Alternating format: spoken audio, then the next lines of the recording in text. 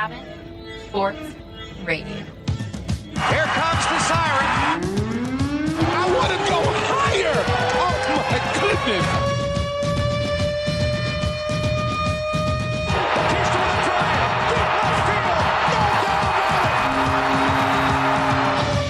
Will defend. Oh! LeBron James with no regard for human life. Pass is intercepted at the goal line by Malcolm Butler. Unreal. Oh, baby, for sure. Cabin Sports Radio starts now. Cabin Sports Radio on the Cabin Radio airwaves. Michael Gibbons and Lecter with you for another hour of sports chat. We took a week off last week, but we're back, you know, and as it always happens, well, generally, even when we do a show, the real sports news breaks moments after, like within 24 hours. It's always a Tuesday. Yeah, after Cabin Sports Radio airs. We got to talk with your director of programming about potentially switching this show to sometime in the middle of the week, because that's when all the big news happens. And you can almost count out for it. And it's always in the morning, too. Yeah. It's not even in the afternoon. First thing, Tuesday morning, something in the sporting world is breaking. They didn't catch the memo that CSR happens every Monday. That's right. 6 to 7. It's But like we're they working don't on care. it. No, they don't. Yeah. Quite frankly, they don't. Cabin Sports Radio is brought to you by Sport North, moving sport forward. And following in that tradition of major sports news breaking when Cabin Sports Radio goes off the air. In this case, we took a week off and a whole bunch of stuff happened. Yeah. Some big stories, some stories that kind of flew under the radar, some stuff that's ongoing, some stuff that's changed. We are going to get into 2 weeks worth of CSR headlines right now on Cabin Sports Radio.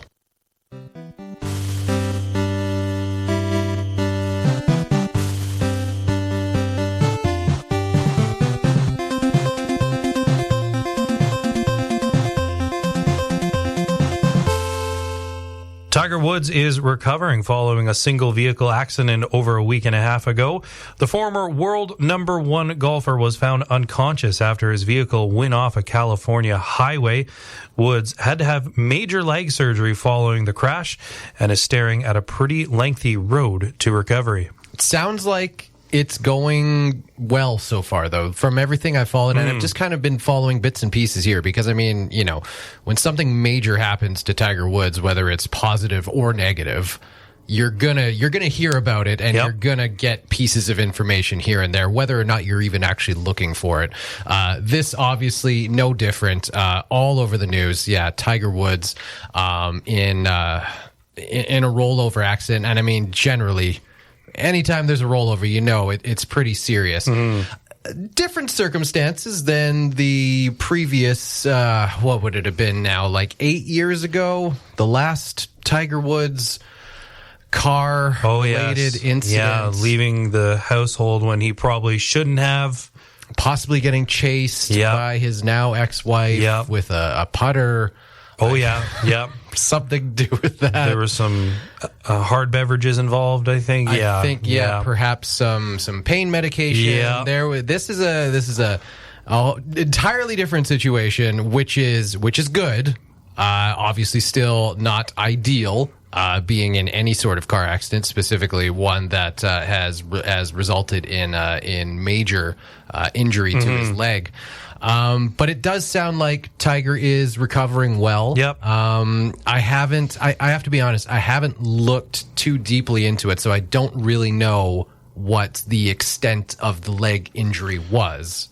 But it's kind of one of those things where you assume now, like, this guy has been through so much, like arguably the highest profile professional athlete of our time. Yeah. You know, kind of in like kind of the post Michael Jordan mania era. It was Tiger Woods. Yep.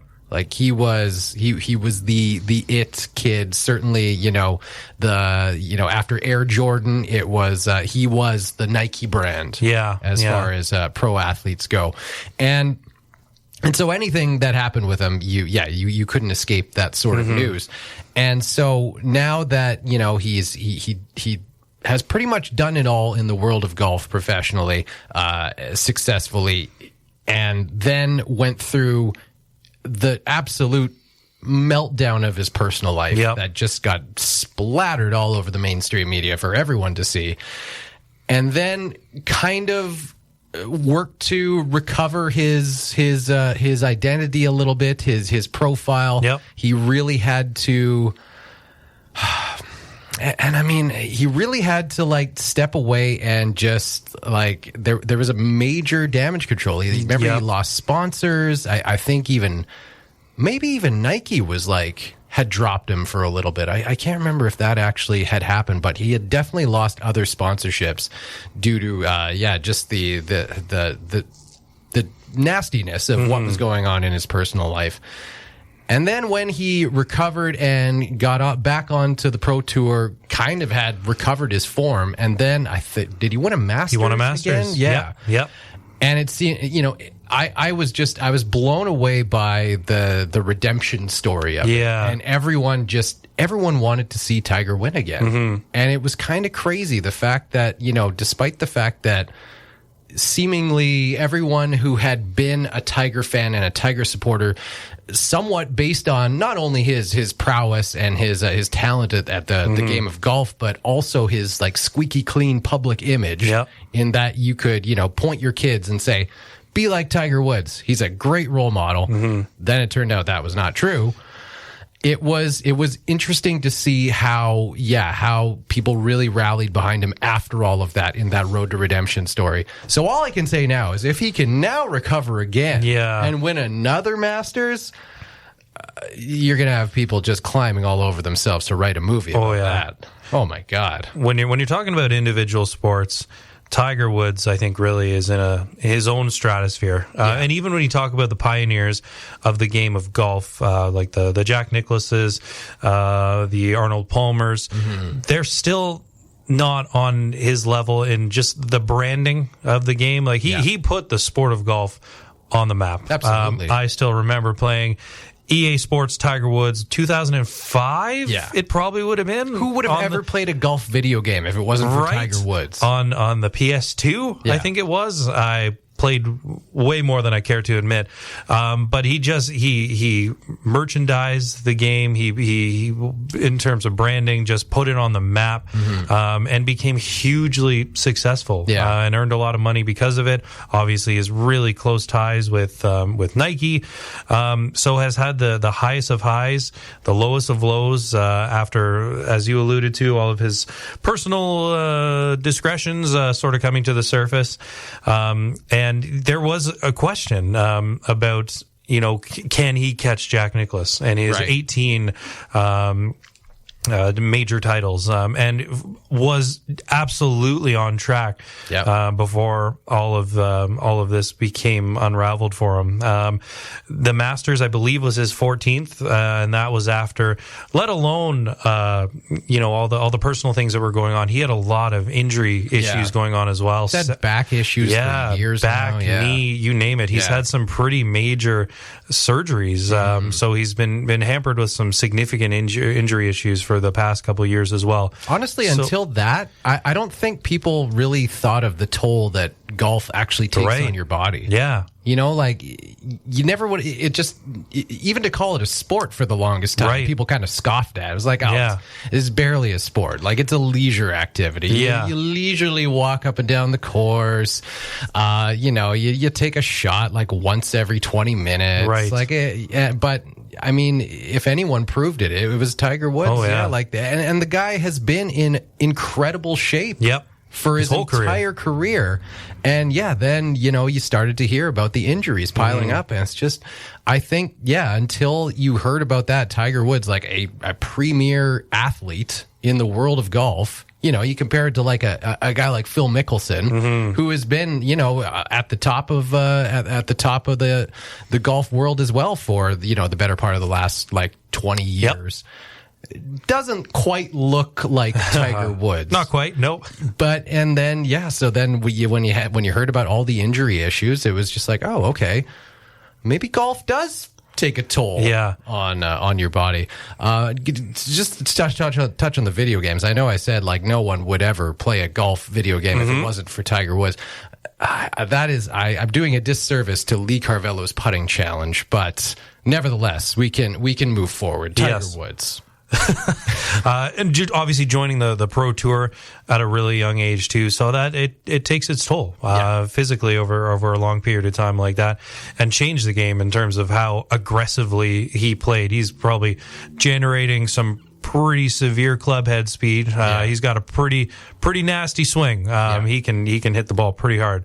And then now, so this latest setback, obviously, really unfortunate. I don't know if you got a chance to see footage of the wreckage, but it was pretty severe. And him found unconscious off the road.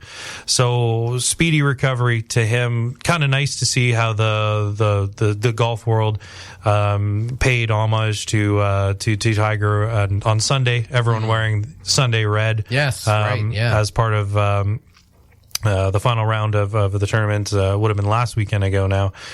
So everyone, I'm sure, in his corner. He's had a pretty rough go between injuries and obviously his personal life. And there was obviously after winning the Masters, but then it was a couple of weeks ago. You'll probably recall the images and the videos of that tournament he played with his son. There were some nice stills coming out of that. Right. So, not factoring into the top mix so much anymore when tournaments are held, but obviously his name has become synonymous with professional golf. When you think of the PGA Tour and the best in the world of golf, you immediately think of Tiger Woods.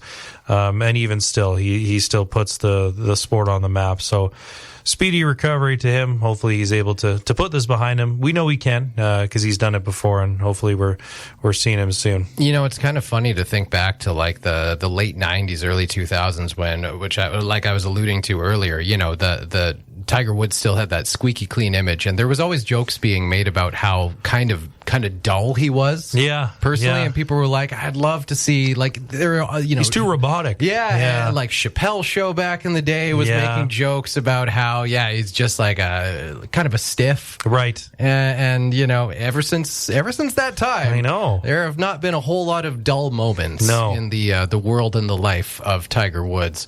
But yes, hopefully he's able to recover, and if it is the last that we see of Tiger Woods playing professionally, I mean, there's no denying the legendary mark that the guy has left on the world of golf. Yep. It'd be really good if we can see him on the course again. Yeah. All right, transitioning to something that happened this past weekend, the 70th installment of the NBA All-Star Game held in Atlanta. Team LeBron edged Team Durant 170-150, although it was a little bit of a different look than what people were probably expecting. The guy who the team's named after, Durant, ineligible because of injury. And then probably the leading candidate for the MVP award, Joel Embiid, and his teammate Ben Simmons both ruled ineligible before last night's All-Star game. Their barber tested positive for COVID-19, and they both got a fresh cut in anticipation of All-Star Weekend, as you would, right? Yeah. And then, so both tested negative since, but still, and I don't think they had any, it was just for contact tracing purposes. I don't think they came into contact with anyone else in the All-Star bubble, but didn't matter anyways. LeBron scored a whopping 4 points and 4 rebounds en route to a 170-150 win in their new format. I know we talked about it a little bit last year, but in honor of Kobe Bryant, the fourth quarter isn't timed. So they'll do the first 3 quarters are 12 minutes. And they'll play, and they reset the score for every quarter, and it's for charity. Right. So Durant's team winning absolutely nothing because they lost all 3 quarters. 4 once you factor in the fourth, because the fourth is just they add 24 points in honor of Kobe's number 24 onto the leading team score, and then that becomes the target score. Right. And the first team to hit that. You may remember last year, like Guys were taking charges. Guys were playing defense. It's probably a pretty crappy deal for the referees who get this weekend. I was like, all right, sweet, going to get a little bit of the spotlight. Time, and this is not going to be a hard game. I'm not going to have to make any calls. Put the like whistle. an NHL ref at an All-Star game. There you go. Yeah. Put the whistle in the pocket. But no, now, especially when it gets in the fourth quarter and things matter. And I guess all quarters matter if we're talking about charity. They got to actually start making some calls here. So my takeaway, though, LeBron probably has a future in general management. He's 4-0 now. Yeah. So still, obviously the most popular player in the game. He every year in and year out leads the league in all-star nods from fans, which means he gets to pick the team, schoolyard style. So he teamed up. His team was absolutely stacked. Steph Curry, Giannis Antetokounmpo, Luka Doncic, Nikola Jokic, Damian Lillard. They were looking pretty good. Yeah. And a few known names. Ultimately got the better of Team Durant. I have to admit, I actually didn't know it was this weekend. I had no idea until I saw headlines. I saw that like a couple little things about the 3-point competition. Yeah. Steph Curry, but no big surprise. Right. Won the 3-point competition. Didn't see who won the dunk contest. But, member of I honestly can't remember his name. The first time that a Portland Trailblazer has won the award. And he paid a little bit of respect to Tracy McGrady by donning. The Raptors got some love. He threw on his old school Tracy McGrady Raptors jersey. Baby, yeah. And mimicked one of his dunks, which would have been from the 99 dunk contest, maybe something like that when T-Mac was in his earlier years in the league. Yeah. So that was nice. And then, of course, you got the skills competition. But yeah, very different from, and I think that's probably why it almost snuck past me, because very different than your conventional. Usually this would be a full weekend of festivities. Right, yeah. But all events held immediately prior to the game. And then the dunk contest was the halftime show. And there was only 3 participants instead of 4. So shaking things up, as we all have sort of become accustomed to with COVID-19 and the new reality that we have now. I think it partially took me by surprise a little bit because I remember seeing a story like last week or maybe the week before about LeBron saying that like he just had no enthusiasm about the All-Star game. He was just like completely not into it.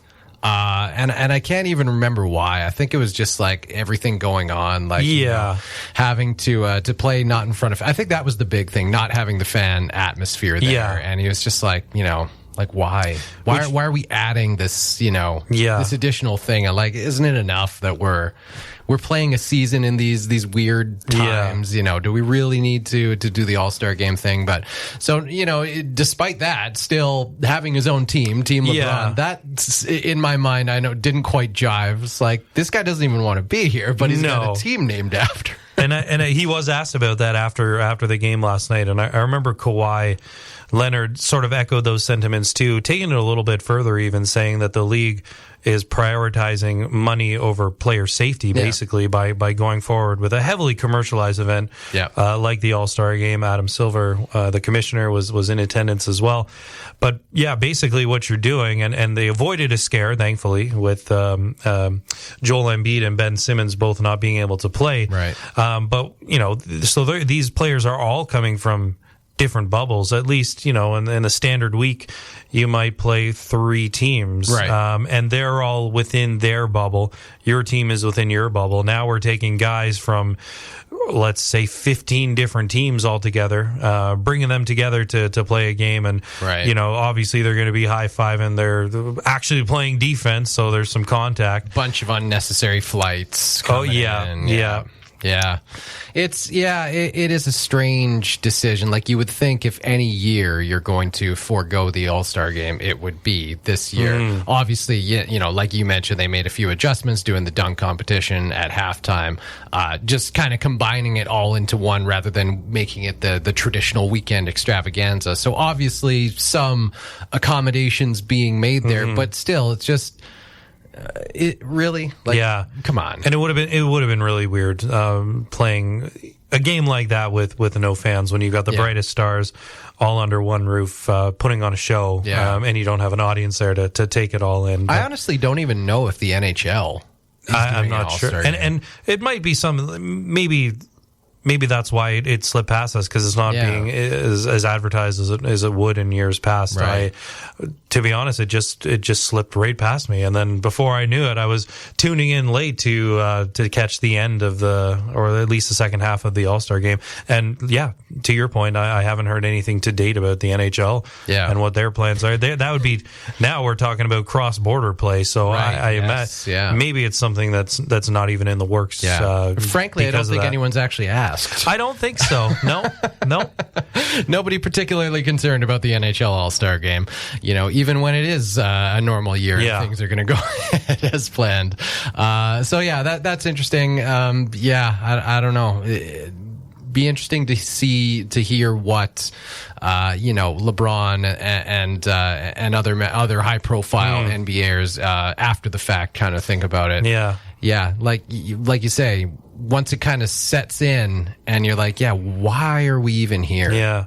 You know? It looked like he was having fun, but then again, he had 4 points. So I didn't really look like he wanted to be there from a performance standpoint. Yeah. Yeah, you let the kids pile up the points, right? Yeah. I'll make a really bad segue to another all-star team, and that seems to be the one that they're assembling in Brooklyn.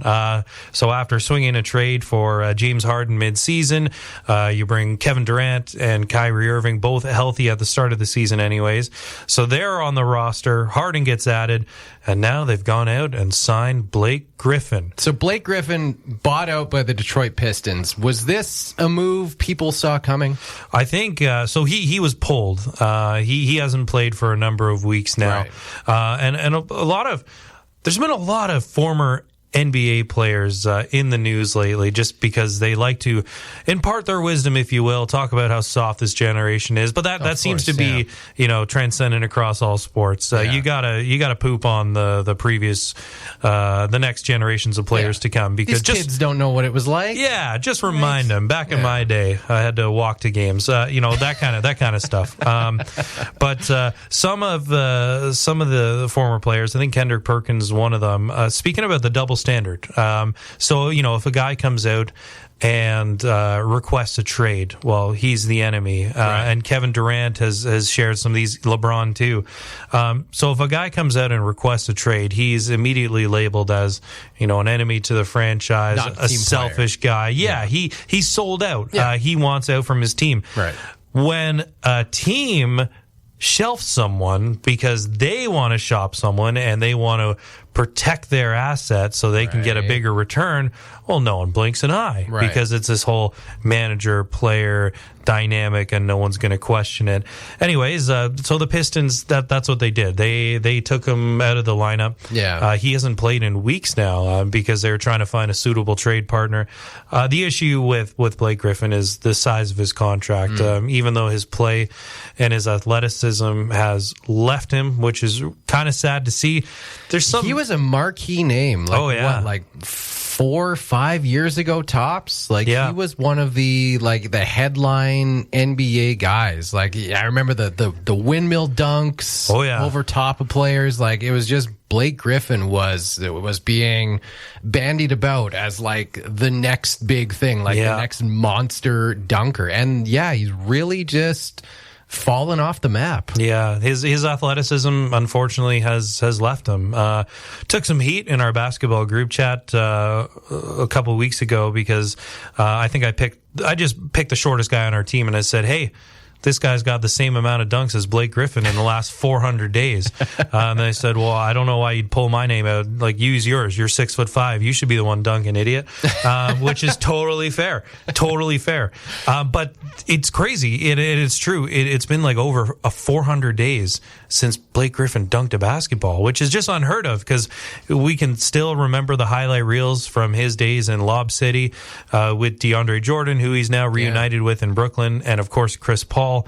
Never able to get over the hump in LA, which was unfortunate because they had some really fun runs out there. But looking like he'll get a chance now with the Brooklyn Nets, and maybe he gets rejuvenated a little bit. He's been on a Detroit team for the past couple of years that was never in contention. He wasn't going to single-handedly go in there and fix their problems. They run pretty deep in Brooklyn. They're not going to be in contention for some time. So maybe re-energized with a group that is definitely poised to win with Durant, Irving, Harden, Jordan, fresh new coach, and Steve Nash, Mike D'Antoni. It's almost to the point now where it's championship or bust if you're in Brooklyn. So he and there were some other suitors, the Lakers, Clippers, Heat, I think Mavericks, all interested, all contenders. So of course they're going to put some calls out there, but ultimately picking the Nets. So we don't traditionally make a whole lot of bets on Cabin Sports Radio, but let's do a little over-under. 3 games, over-under on Blake Griffin getting that first dunk. Yeah, back. right. Maybe a lob just for old time's sake. That'd be kind of nice, right? Like, and I guess, it's just his body catching up to him. Yeah. It's a lot of lobs, a lot of dunks over the years. Yeah. And, you can look at certain guys and their play style. And there are certain players like the Griffins, Russell Westbrooks, John Wall, who heavily reliant on their athleticism versus maybe their, think of someone like James Harden. His style of play can transcend into the later years of his career because he's more crafty. He's not necessarily relying on his overt explosiveness more than any other quality. So that can sort of nicely transition into your later years when we do become less athletic. So it has been kind of sad, and there have been stretches where it's like this guy is a shell of his former self. It's almost tough to watch, almost becoming too reliant on outside shooting, which he's not even doing at that great of a clip. But a new scenery could do him some good, and he will not be the first option on that team. He might not even be the fourth. That's how good the Brooklyn Nets are. So, well, just to give you an idea, as you alluded to some of those basketball dinosaurs, taking shots at the kids, and perhaps taking shots at players like Blake Griffin, and how maybe they're gone soft, their bodies just can't hold up anymore. One of those dinosaurs himself, Shaquille O'Neal. That's right. Made his pro wrestling debut this past weekend on AEW Dynamite. So just putting his money where his mouth is, that body can still hold up, apparently. How did it go for Big Diesel? I can only assume he threw some people around and jumped on top of some other people. Oh, yeah. That's what a big man does in pro wrestling. So he was pushing. So he's listed as around 7'2", and I think in his prime, he was like 320 or something like that. So you got to estimate closer to 400 now. I couldn't even hazard a guess, but I'm willing to bet my life it is north of 320. And probably I would say that Chuck's weight has probably gone up a little bit post-retirement. Oh, yeah. But they're still having as much fun as ever on the NBA halftime show. Maybe the ultimate match there, though. Charles Barkley versus Shaquille O'Neal, the middle of the ring. Oh yeah. We will never hear the end of those two. They're like siblings going at one another. Look forward to that. The Toronto Raptors. I just saw today have been listed at number 16 in the NBA power rankings. Not anything to write home about. We talked a few weeks ago on this show about how they seem to be turning the corner. They had a couple big wins over some contender type teams. They had like 2 wins in 3 games against Milwaukee.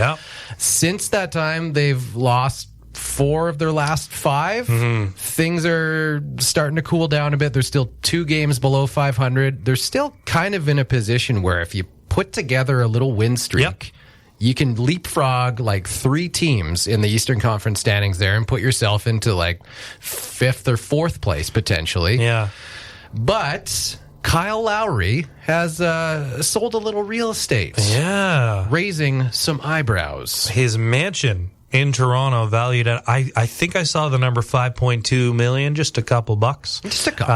It was on the market, sold now. Now, I know people are going to immediately read into us, and that's fair. But another consideration is, well, he doesn't have a home in Toronto right now. the Toronto Raptors aren't playing in Toronto. True enough. They're playing in Tampa Bay. Right. And I think it was just announced as recently as today or yesterday that the stadium that they're playing in is now allowing up to 3,500 spectators. Yeah. So get some Floridians in there. Right. They're known to follow the rules when it comes to COVID-19 protocols.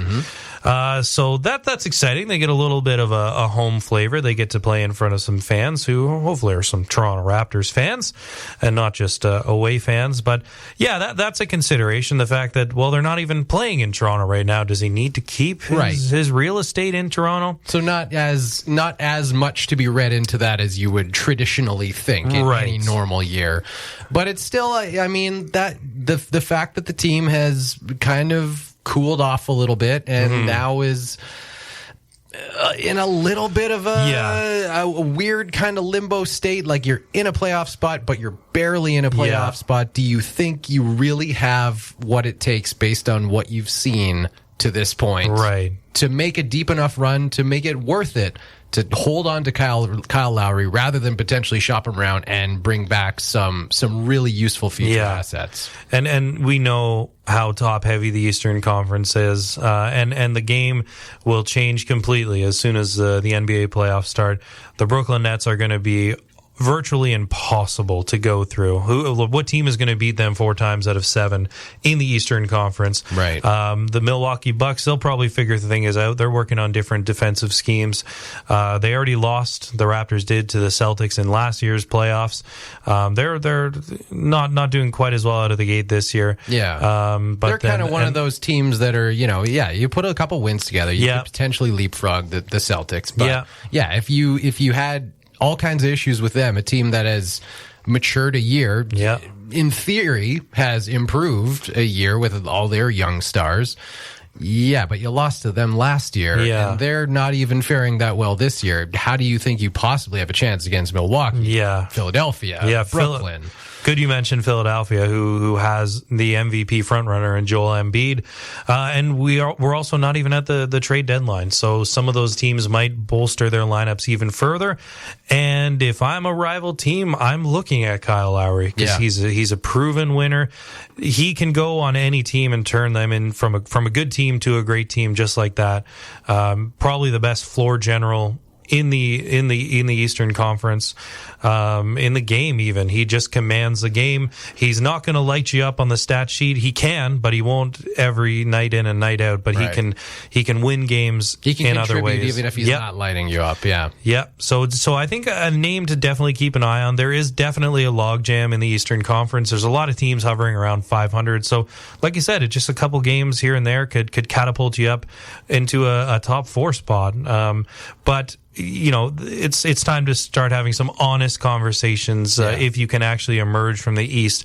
And there are some absolute heavyweights in the conference now. So if you can get a good return, has been linked to his hometown, Philadelphia. I was going to ask, have you seen rumors flying around? Like I haven't really seen that much other than just the question being posed. Like, is it time to pull the trigger on this? And even if there's a bit of a redundancy at the point guard position, I think it still warrants a look. If you're any contender right now, like even the Lakers, you could have a look at Kyle Lowry. Certainly the Clippers, the point guard position has been lacking for them over the last couple of years.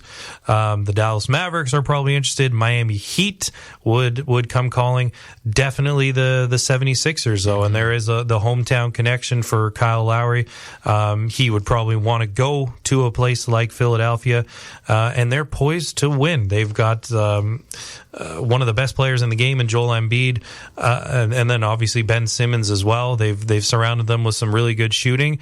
He can immediately raise that team to the top tier. They already are, but just one more notch in a really competitive Eastern Conference, at least at the top of the conference anyways. So if I'm a contender, I'm definitely calling the Toronto Raptors, and his contract expires at the end of the year anyways, so it may be worth investigating. But if you can get a good return, I'm sure Masai is gonna going to be all ears. And of course, he now comes with that championship pedigree. Oh, yes. As well. All right, we're going to talk a little bit more trade rumors, this time from the NHL, on the other half of Cabin Sports Radio. You're listening to Cabin Sports Radio, brought to you by Sport North, moving sport forward. Cabin Sports Radio, always brought to you on Cabin Radio by Sport North, moving sport forward. Always happy to have them on as our proud sponsors here on Cabin Radio. Unfortunately, not such happy news coming out of Sport North and the world of the Arctic Winter Games, as late last week, the Arctic Winter Games International Committee announced the postponement of the 2022 Arctic Winter Games. A very proactive, but nevertheless, yes, proactive response to the COVID-19 pandemic. Of course, 2022 was scheduled to happen in Wood Buffalo, and the Arctic Winter Games Committee has made the difficult decision to postpone. As of course we know, the Arctic Winter Games is not just Canada. There's athletes that come from Russia. There's athletes that come from I think like Finland, and some from some Greenland. So there is an international, obviously as implied by the Arctic Winter Games International Committee, there is an international component where travel would be potentially an issue, and just rather than waiting around and seeing, they have made the decision to postpone to a later date. It was supposed to be March 6th to 12th, 2022. So we will stay tuned to Sport North, as they are the representatives of the Arctic Winter Games International Committee here in the Northwest Territories, to find out when those new dates for the next games will be announced. Yeah, you just feel for the participants, everyone involved. Not a decision that would have been arrived at lightly. Just helping out, coaching with the high performance basketball team. Some of these kids won't get a chance to go at all now.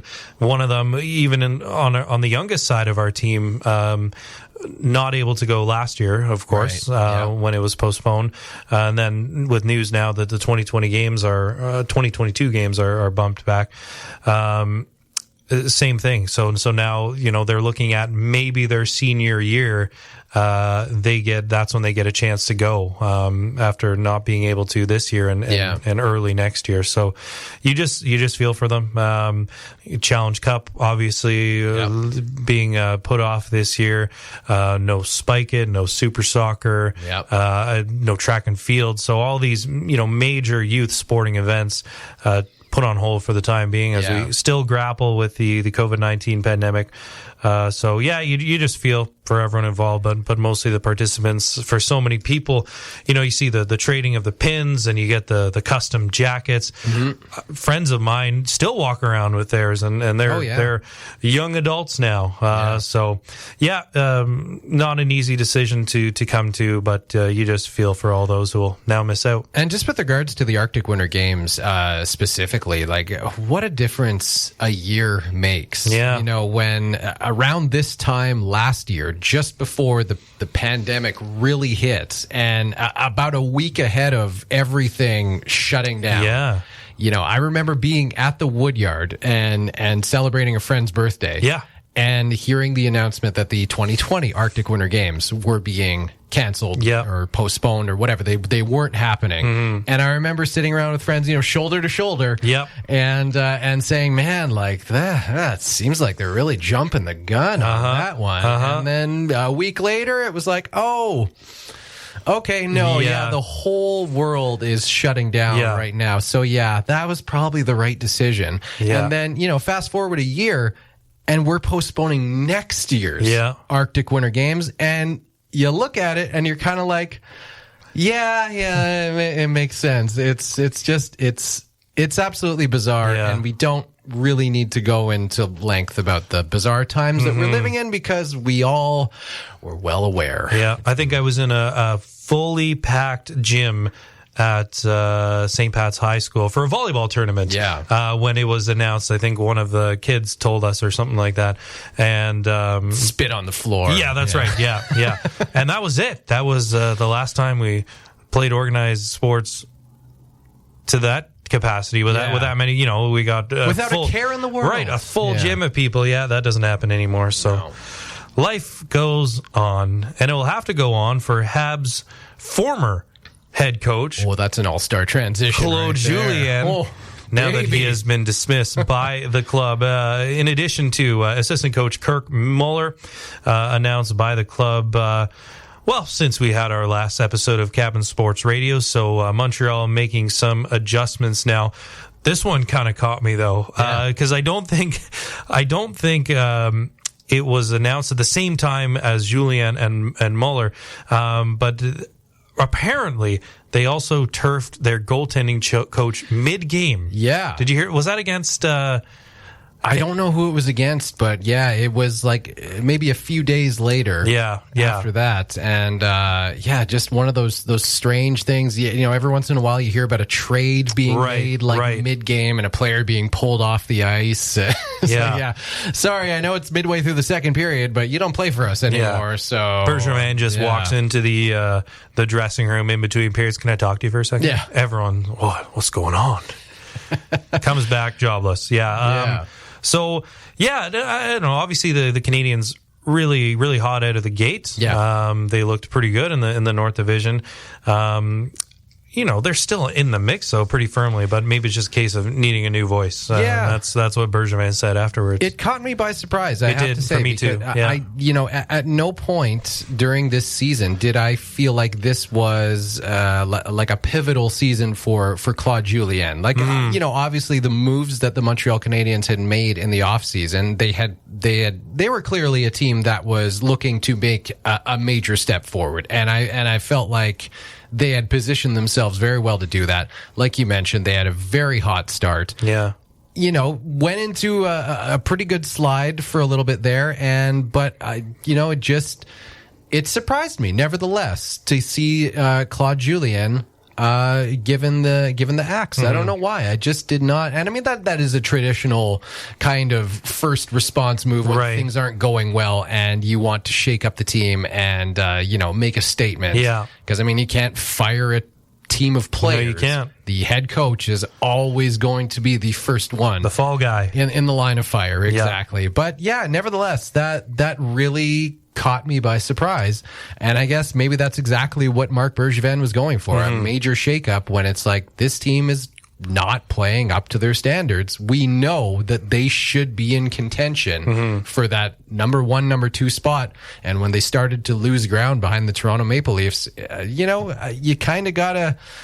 There is something to be said for the boldness of just not waiting around, making that move, and they've turned it around. They had a big win against the Winnipeg Jets, 7-1, 7-1 victory. So that's obviously got to feel good. But still, work to be done. They dropped a couple spots in the NHL standings, but I mean, I don't think that this is a team that is really in desperate trouble, sliding out of the playoff picture. Apparently, we need to get the wheel on the show more, because the only reason I was alerted to this was probably a couple days before the firing was announced. And obviously he's watching more Habs games closer than I am, because I saw him, as I always do, commenting on something on Facebook, and it was Julien will be lucky to make it out of this week. And it wasn't even on my radar. I wasn't even thinking about his job security and that it might be in danger. I thought the Habs were off to a pretty good start. Clearly I wasn't watching as closely as the wheel, and he alerted me to it, and a couple days later the firing was announced. And we heard Bergevin afterwards saying it was they needed a new voice in the locker room, and sometimes that's the case. That's a good way to get guys motivated, because like you said, you can't turf an entire team. So change has to come from within.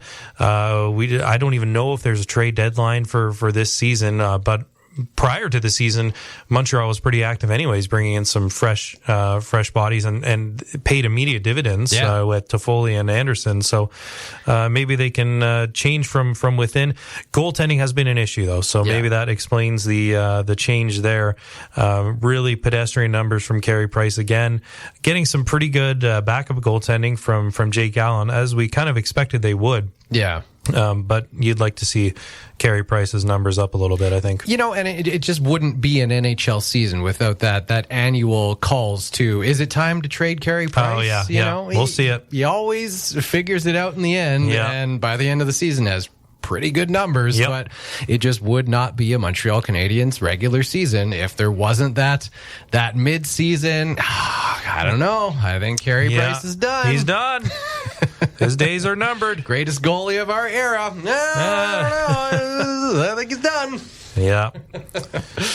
And then in Calgary, another coaching carousel, which I also didn't really see coming. They've been sputtering a little bit. Some really, really demoralizing defeats. I guess if they're if you're losing to Ottawa, that's gonna get people talking.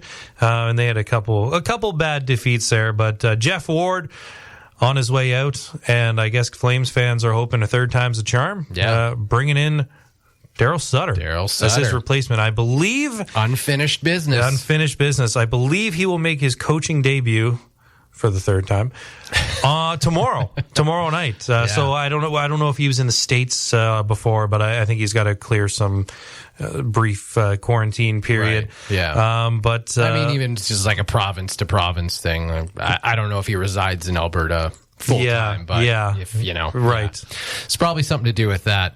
But the Calgary Flames have been a strange one this year, and we might have to start referring to the Ottawa Senators as the coach killers. Yeah, because they had beaten the Montreal Canadiens, I think, twice in a week. Yeah, and that was just before the Claude Julien move. And now Jeff Ward, he gets axed after the Ottawa Senators blaze through there. But don't look now, but the Ottawa Senators are suddenly looking like a team that's kind of got it figured out, or at least a young team that is starting to come together, starting to maybe believe that they don't belong in the basement per se, or at least like not below the basement. In like a bomb shelter below, the Earth's surface. They're all of a sudden 9-17. Okay. They're 5-5 in their last 10. And I'm happy to see that. I honestly am happy to see the Ottawa Senators starting to turn around. I couldn't believe the awful start they got off to. Not the fact that they were losing games, but just how they were just getting destroyed night after night. Like, there's nothing more demoralizing than that. But them, the Detroit Red Wings, also have started to turn it around a little bit. One basement-dwelling team that has not... Oh, I know where you're going. The Buffalo Sabres. I know where you're going with this. They bring in Taylor Hall in the offseason. Does it matter? And much like the annual Carey Price, is it time to trade him? Yeah. We are starting to now see the annual Jack Eichel sweepstakes. It feels like it has to amplify this year. Yeah. And I don't know. We might have like a make or break here. We might have even talked about it at the start of this season, because you hinted at it. I think we're guilty. Ago. We're all guilty of doing it, though, and sports pundits are the worst. But it's so easy to get the rumor mill all churned up, because year in and year out, this team underperforms so dramatically. Especially, and there was genuine excitement. I don't know if you call it excitement coming into this offseason. I would say so. Right? Yeah, I mean, they made some big moves. They made arguably the biggest free agent signing in Taylor Hall. Yeah. Like Jack Eichel, it just continued to improve. He was coming off a career year last year with 36 goals in the shortened season. Yeah. Skinner. There was, and I mean, like, all of the narrative in the offseason was that if this team can surround him, then he'd be more inclined to stay put, and you might not see those rumors. Yeah. They brought in some good support for him, and they've somehow gotten worse. Yeah. Easily this team defies logic. Easily the best teammate that he's had a chance to play with in his still relatively young career in Taylor Hall, who I remember, I still remember at the time of the signing that it was peculiar because he chose the market of Buffalo. Yeah. When there would have been other suitors for sure, other contenders out there who probably offered more term. But this is, and we're seeing more of these types of signings now, betting on yourself, the shorter term, but securing a higher AAV. And I think it was around $9 million or something like that for a 1-year deal to be in Buffalo and play with a really talented player like Jack Eichel. But obviously things have not gone well in the early part of the season, and I really believe that these rumors are just going to get louder and louder as we approach trade deadline. I don't even know when trade deadline is off the top of my head. Yeah, I would think the third week of March probably, if the regular season's going into mid or late April or whenever it's running till with the abbreviated 56-game season, but. My goodness. At what point does it happen? Because we talk about this every single year. Well, I mean, in the last 2 years, the Buffalo Sabres have followed a pretty consistent trajectory where they had a great start to the season. Everyone was thinking, oh man, like this team, has this team arrived? Yeah. Have they actually turned into something? They should be so much better. And then they just fell off a cliff in the second half of the season. And so you thought that with adding a few more pieces, something to carry you past that hump, this might be the year. You got one of the elite players, offensive players in the league, and Jack Eichel, 24 years old, like just entering his prime. You got guys like Sam Reinhart, who should be just like in the middle of their prime as well, or just getting into it. And then you add Taylor Hall, Jeff Skinner, who was, had a great year, his first year in Buffalo. So supposedly looking to build on that. Yeah. You got some good young defensemen in Dahlin and some other Ristolainen. Yeah. How is this team not good? Exactly. It's just it boggles the mind. And even Jack Eichel himself is having a rough year. He's only got 2 goals in 21 games. So that this guy is capable of more. And at this point, you kind of got to wonder if the wind has just kind of come out of the sails. It's just not going to work here. He's not happy. No. He's, I think, stopped short of saying it before, but just from the body language alone, you can read what he's really feeling. He wants to compete at the highest level. He's a very skilled player, and deserves better, at least in terms of winning. And it doesn't look like he's going to achieve that in Buffalo. Yeah. Elsewhere in the NHL, we received word that there was a bit of a return to character for a specific player of the Washington Capitals, a perennial villain who had kind of gone silent in the last couple of years. Supposedly, it seemed like he had, perhaps turned into a face. Yep. Little baby face move. But Tom Wilson is back in the NHL bad book, suspended 7 games for a hit on Brandon Carlo. I'm surprised at how much controversy there has been over this hit. A lot of people, like several Washington Capitals players, speaking about it themselves. Yeah. Alex Ovechkin was quoted as saying the suspension length is a bit of a joke. Garbage. TJ Oshie taking exception to it and being very vocal about it as well. On one hand, you can kind of they're defending their guy. Yeah. And you can kind of understand that. Yeah. On the other hand, you watch the hit. Yeah. It is a forearm shiver directly to the head that slams Brandon Carlo's head into the glass. I personally, I don't really understand where the gray area is here. Unless it's just the fact that his shoulder didn't hit his head and it was his forearms / possibly elbow instead. Yeah.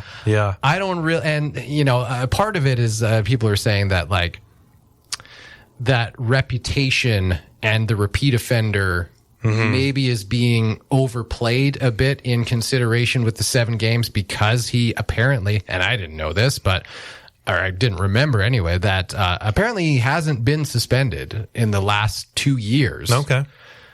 Does that mean that he is absolved of all of his past misdeeds? I don't think so.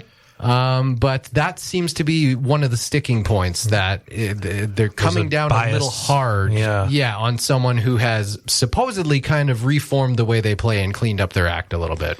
Well, he's a repeat offender, plain and simple, and the Department of Player Safety is going to look for that time and time again. Even just hearing that name right now, I don't think either of us are overly surprised. No. We're having a conversation about another suspension. So his right to he had an in-person hearing. I think it was over Zoom, given everything that's going on right now. So as soon as you hear that it's an in-person hearing versus a phone hearing, you figure that the suspension is going to be a bit higher. But that's kind of his game. I'm not overly surprised. We've heard his name so many times. He is a repeat offender now. So, I mean, nice he's got a little bit of a cleaner track record for the last little bit, but he's been known to make these plays before. And the play the other night wasn't safe either. Frankly, it's just nice to get a little bit of normalcy back into our lives. You know, like the pandemic, everything was different. Tom Wilson wasn't getting suspended for length of time. Everything was just kind of topsy-turvy. But now, you know, a little bit of normalcy. We have back some normalcy in our lives. And I think maybe the fact that we're in a condensed NHL season, obviously a 7-game suspension holds a bit more weight than in an 82-game season. So there is something there. But again, like you mentioned, regardless of whether he has behaved for the last 2 years, he is still a repeat offender. We have seen this kind of hit from Tom Wilson before this.